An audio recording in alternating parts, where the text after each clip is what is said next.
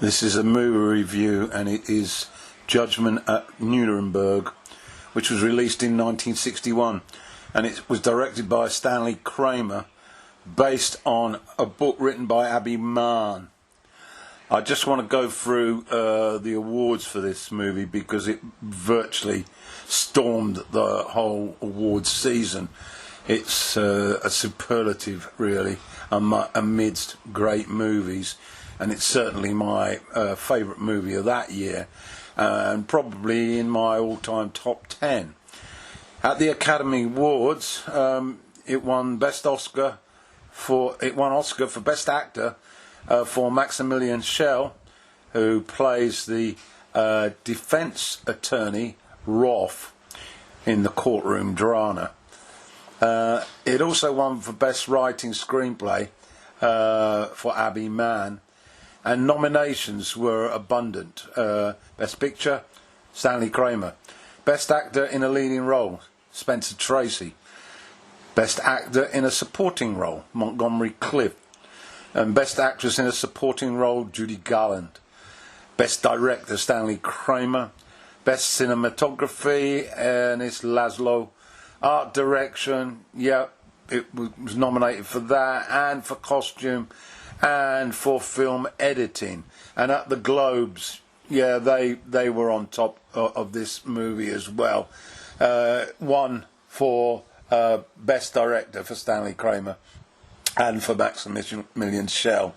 And nominations for Best Picture, Best Supporting Actress, Best Supporting Actor, and Best Film Promoting International Understanding. And finally, the BAFTAs, it won for nominated for Best Film, nominated Best Foreign Actor, Cliff, and Maximilian Schell. Let's have a quick look at the cast then. Spencer Tracy was Chief Judge Dan Hayward. Burt Lancaster plays Dr. Ernst Janning. Richard Widmark was the prosecuting counsel, Colonel Tad Lawson, an army lawyer.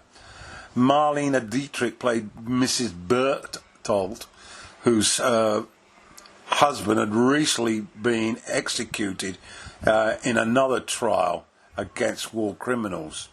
Maximilian Schell plays the defense counsel for layman Hans Rolf. Judy Garland is one of the witnesses, Irene Hoffman, as is Montgomery Cliff. He's another witness, Rudolph Peterson. And William Shatner is an American officer who's there to assist Dan Hayward. His role is Captain Harrison Byers. Werner Klemperer plays one of the accused, Emil Hahn. And Torben Mayer is another one of the accused, Werner Lamper. The two other judges on the either side of Tracy are Kenneth McKenna, who plays Kenneth Norris, and Judge Curtis Ives is played by Ray Teal. And a very significant early witness, and a German doctor, Dr. Karl Weick, is played by John Wengrave. So I've just about completed that, and we'll now go on to my analysis of the movie. To continue then with my review of Judgement at Nuremberg. I've seen this movie on 3 occasions, and it still continues to move me considerably. I think it helps if you are into history and you are of a persuasion that enjoys courtroom drama, and also that you are concerned that what took place in Germany in the late 30s and early 40s should never be forgotten. And this movie does justice to all of that. The direction by Stanley Kramer is probably the peak of his career, and the performances of the actors are outstanding. all of them. They are all worth Oscars as far as I'm concerned. And this quality of performance is very, very symptomatic of how powerful this war drama is. It is set in the courtroom predominantly, and so if you appreciate the mechanisms of courtrooms, and in this case an international court, then this will be meat and drink for you. So I'd like to now go through, and it's going to be a quite exhaustive list of what I saw and how it affected me, and it may well have some plot spoilers in it, but I will stress that this should really have absolutely no bearing on your decision to go ahead to watch this movie if you haven't. You will be moved by it, and it starts off with a 5-minute musical overture of marching military music, which basically creates an atmosphere of how German people were receiving the arrival of the National Socialist Party, the party led by Adolf Hitler in the late 30s. It therefore opens a door to National Socialism, and the propaganda and indoctrination is very much covered through the music that's offered. It's Kramer's door opening to this extraordinary movie and this extraordinary period in human history. We then get on to the movie itself, but just before the characters arrive on set, we are left with a view of the famous Reichstag with the Nazi swastika upon its roof as we collide with the music, and eventually, as the music subsides, the Nazi swastika is symbolically blown up, and then we arrive in the streets of Nuremberg and are met by the chief judge, Dan Haywood, as he arrives in Nuremberg, and he, in his car, his chauffeur-driven car, is driven through the ruined city, and we get an instant impact as to what a city of ruins after constant bombardment by the Allies would have looked like. And it's clear that a rebuilding has yet to take place, and the time, it's 1948. The war had been over for almost 3 years, and the carnage that Haywood views has a dramatic impact on how he moves forward, treading delicately for this responsibility of being the main chief judge in this war trial. And it also brings to your attention immediately that Tracy's performance in this role has been well researched, as he amidst all this grotesque imagery becomes extremely cordial to the local German people, and I think this sets up the movie in terms of how even-handed and how level-minded that Tracy will be in exercising his duty. Tracy is clearly uncomfortable with the services that are being offered to make him at ease before he embarks on this arduous task, And he's also very pragmatic about his role in having to judge over the so-called underlings as the real fish. The hierarchy of the Nazi Party have either escaped the clutches of justice by suicide or have fled, and that the four judges who are on trial represent the underlings, as I mentioned. As this process begins, the procedure is carried out and the initial taking of pleas, and it becomes clear when Lancaster, who plays the one of the Ernest Yenning, when he is invited to make a plea, he basically remains silent, and his counsel, played by Maximilian Schell, puts in a plea on his behalf.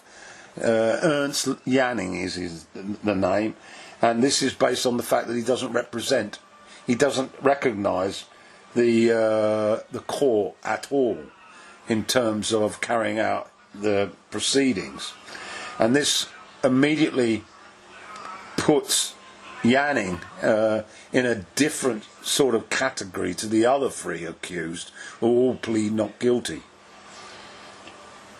We then received the opening speeches, and the movie is very much a movie of speeches.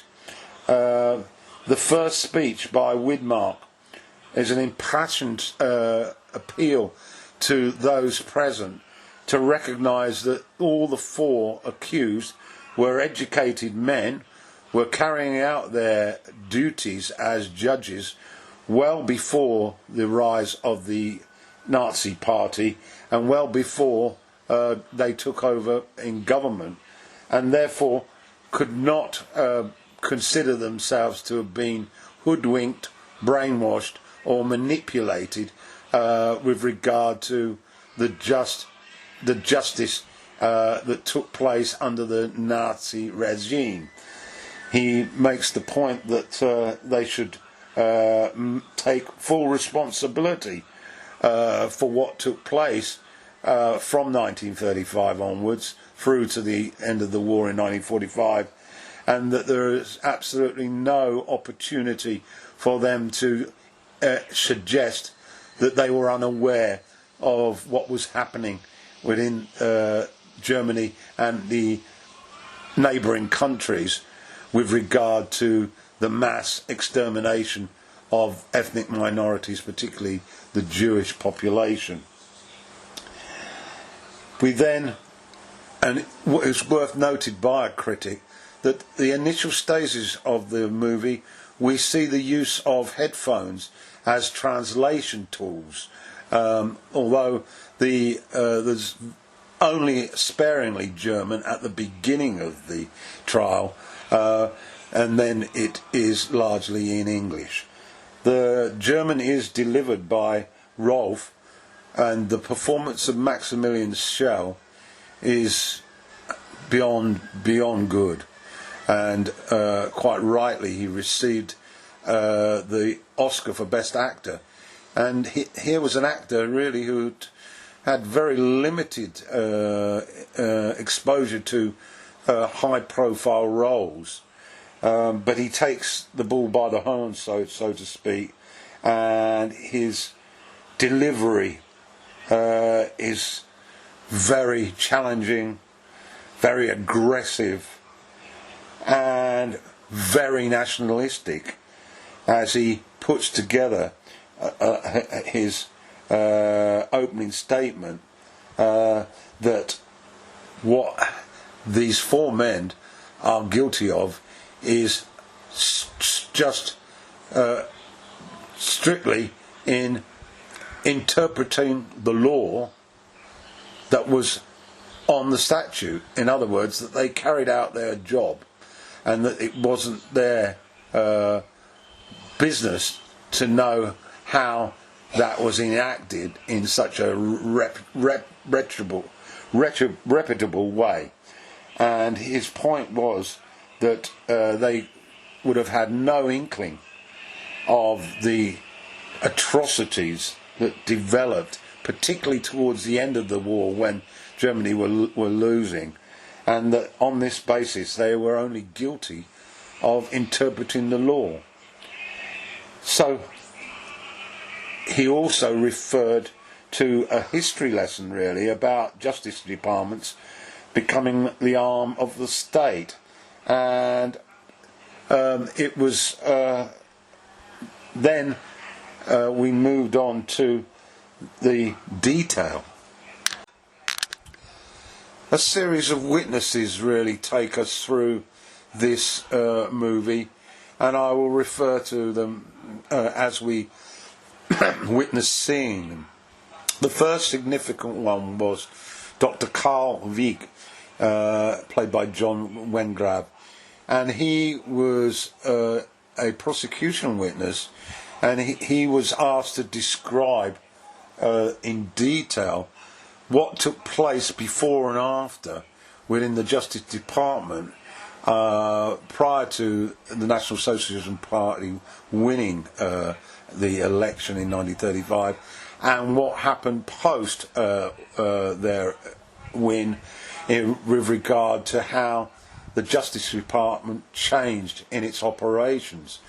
And he referred in detail to the fact that all the members accused were working prior to 1935, and that their job was very linked with interpreting the law in a law situation, unbiasedly and to the best of their abilities. But after the Nazi Party came to power, their role changed, and to acknowledge this, they had to wear robes with insignias on them that indicated that they were basically there to promote the National Socialist Party.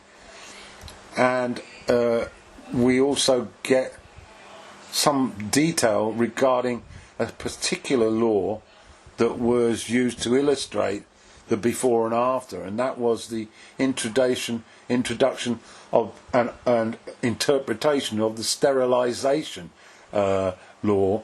And Wick emphasised that although this had been on the books before, it then became much more a law that functioned as for political purposes, and with that the movement towards removing the possibility that those who were not of a simple of an initial, those whose intellect wasn't sufficient, and those who weren't pure blood Germans were in line for compulsory sterilisation. Schell, however, cross-examined him, and his intimidation, his confrontation, his aggressiveness, and his tortuous delivery illustrated how brilliant his acting performance was.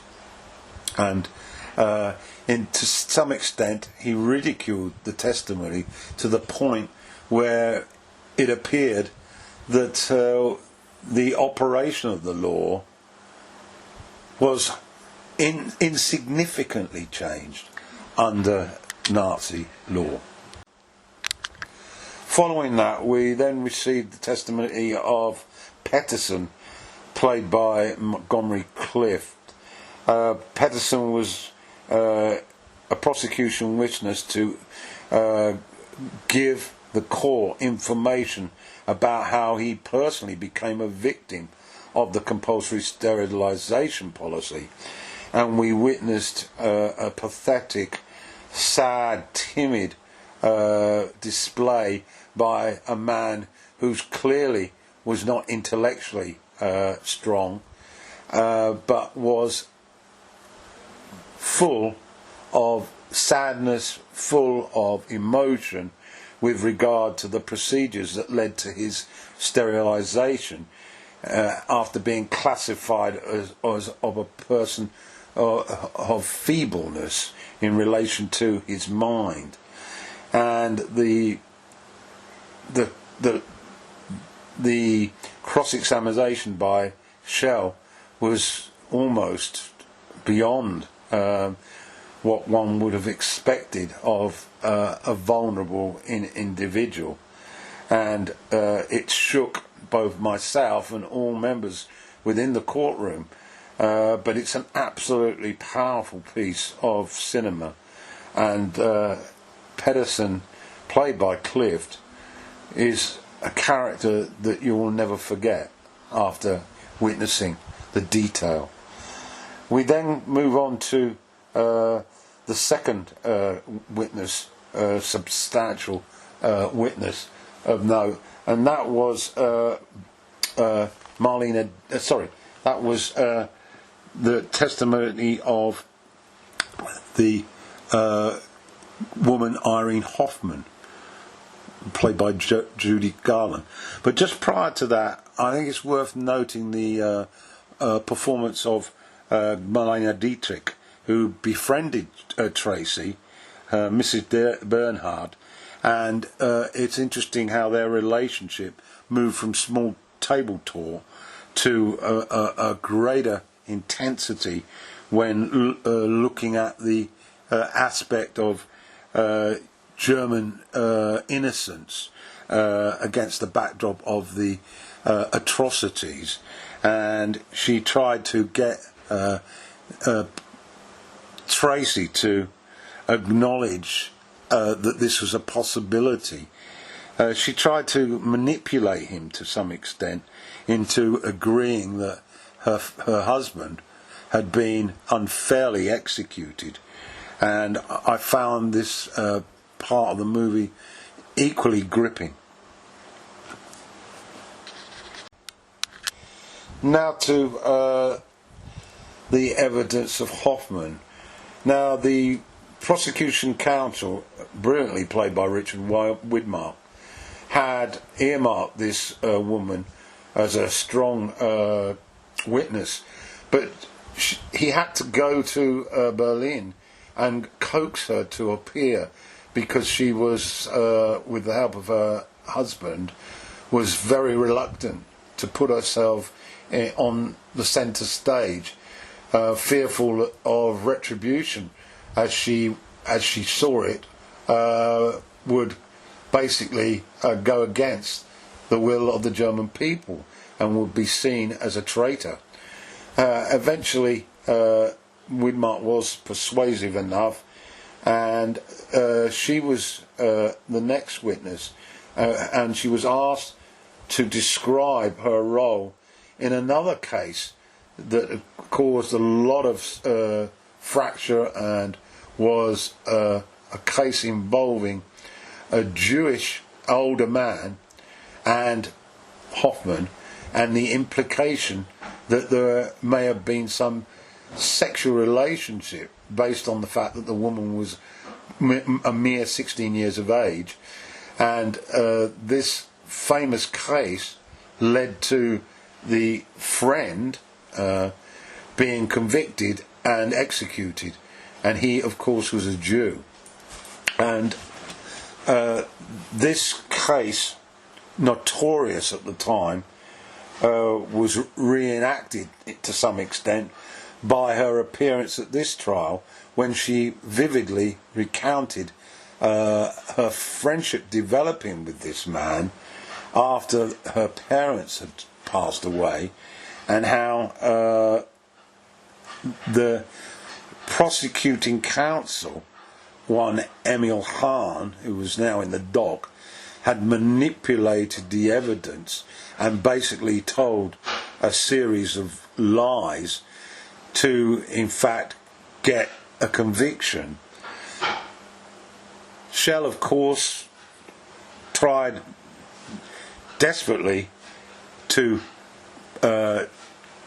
inform the court and get her to confess to something more than just a friendship and an affection that one would consider to be quite normal with a friendship, but he failed, and it provoked an outburst from Janning, who Rolf was defending in defence of Hoffman, and it was at that point that Janning took it upon himself to deliver his speech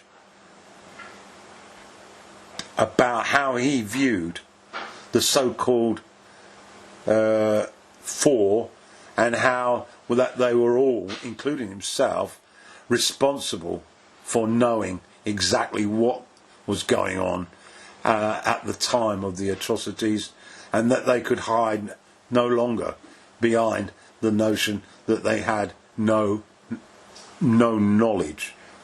And the speech by Lancaster is chilling and so riveting, and I've always been a fan of Lancaster, but this particular role, in great contrast to what he usually has put on film, was one of the strongest parts of this movie.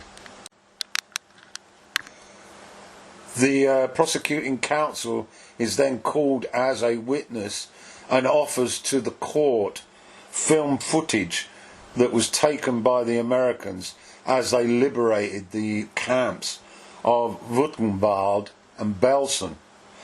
And of course I've seen these footages before, but it's never less harrowing to witness them again, as the bulldozers are seen at Belsen removing the stench of carcasses as the German fled these camps in the last days of the war. And this, of course, then leads to Shell using a comparison of the horrors at Hiroshima and at Nagasaki by the Americans, and puts it in a similar sort of perspective to the horrors of the murder of 10 million Jews. So you can make of that what you want.